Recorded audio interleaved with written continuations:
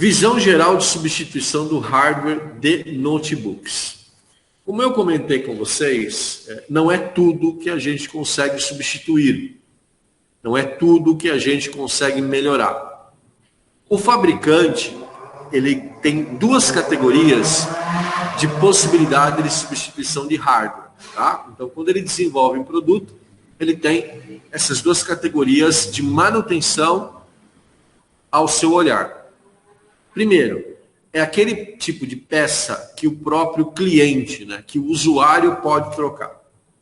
Então vamos lá. O que ele pode trocar? A bateria do laptop, ele pode trocar a memória RAM, ele pode trocar disco rígido. Tá? Então, estes itens já tem uma previsão de troca, porque aí tem a identificação na tampa inferior, né? Dá para você olhar ali como é que isso é feito.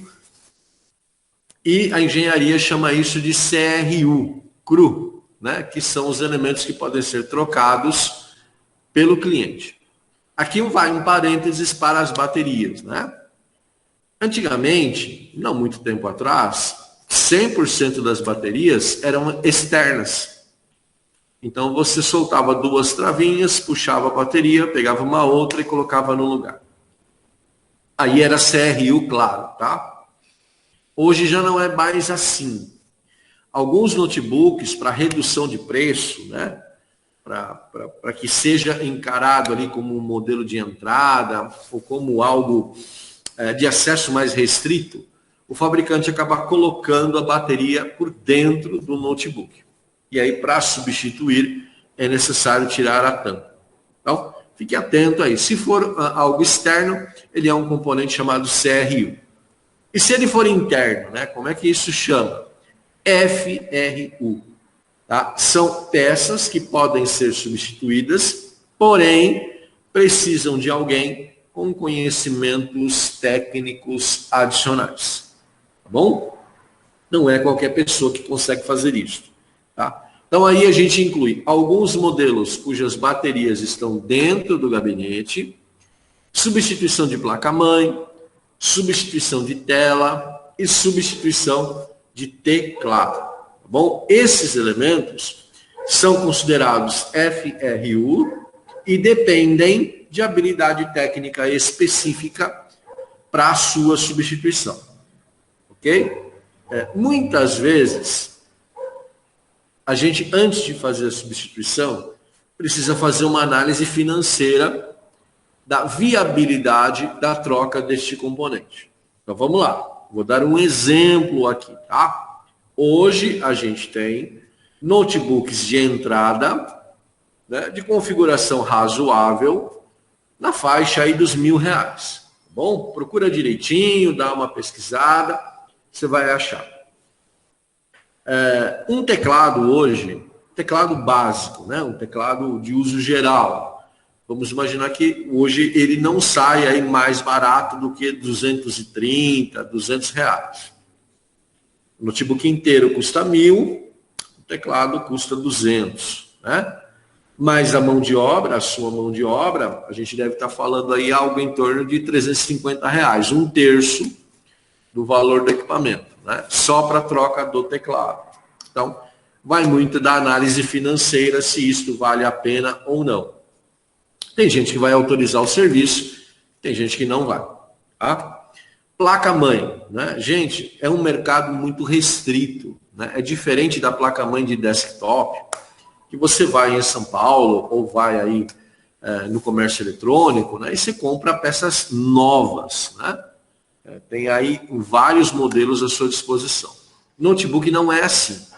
Tá? Notebook é um mercado mais restrito, onde os fabricantes sempre vão dar preferência para os seus distribuidores, para as suas lojas autorizadas. Então, para você, consumidor final, ou você, técnico, que está começando a se aventurar nesse ramo, você vai ter uma certa dificuldade para adquirir isso direto do fabricante. Tá?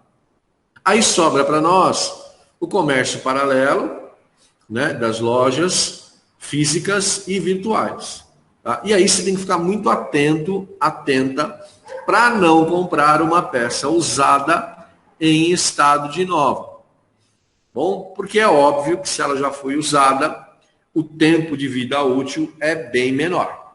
Tá? Então fique atento, não caia em armadilhas, né? Desconfie sempre quando o preço for muito abaixo daquele praticado na média do mercado.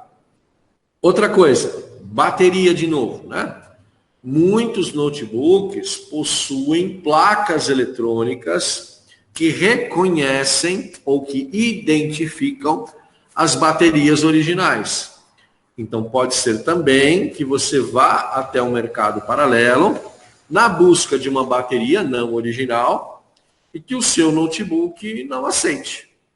Perfeitamente possível disso acontecer. Aliás, acontece muito, né? Mas a diferença de preço, né, principalmente para o brasileiro, compensa comprar uma bateria genérica tranquilamente, tá?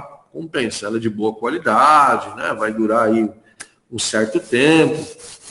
Mas às vezes, no momento da substituição, e toda vez que você liga a máquina, vai aparecer ali uma mensagem dizendo que aquele componente não é original, que há um erro na bateria, etc, etc. E aí vai de você conversar com o proprietário do equipamento e verificar se isso é algum problema para ele ou não.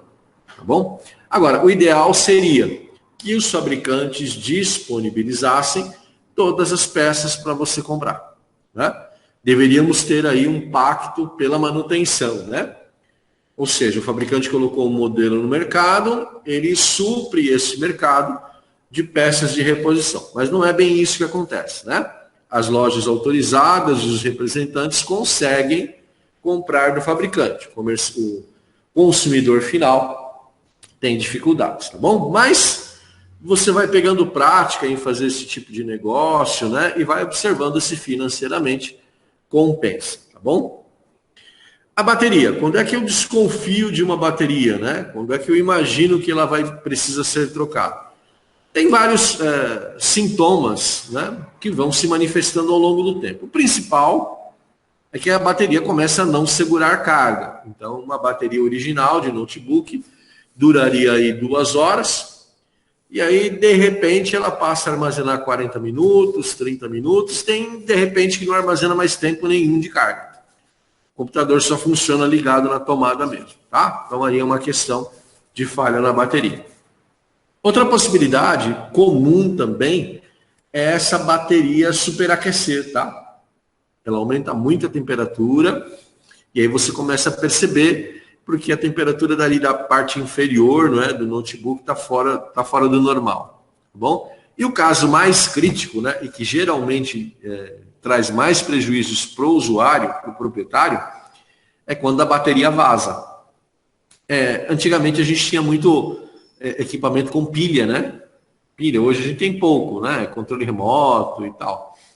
E quando a pilha vazava, acabava com o equipamento praticamente, né? A mesma coisa aqui, tá bom? Quando a bateria vaza, se o usuário não percebe logo no início, o estrago ele é bem grande, né? É um ácido que vaza e esse ácido vai corrompendo os componentes eletrônicos dentro do computador, tá bom? Outro detalhe em relação às baterias genéricas. Se você vai comprar uma genérica, ela tem que ter a mesma capacidade de fornecimento de corrente e de tensão. Ah, mas e se eu não encontrar exatamente a mesma? Procure sempre comprar uma que exceda a capacidade que você originalmente estava procurando.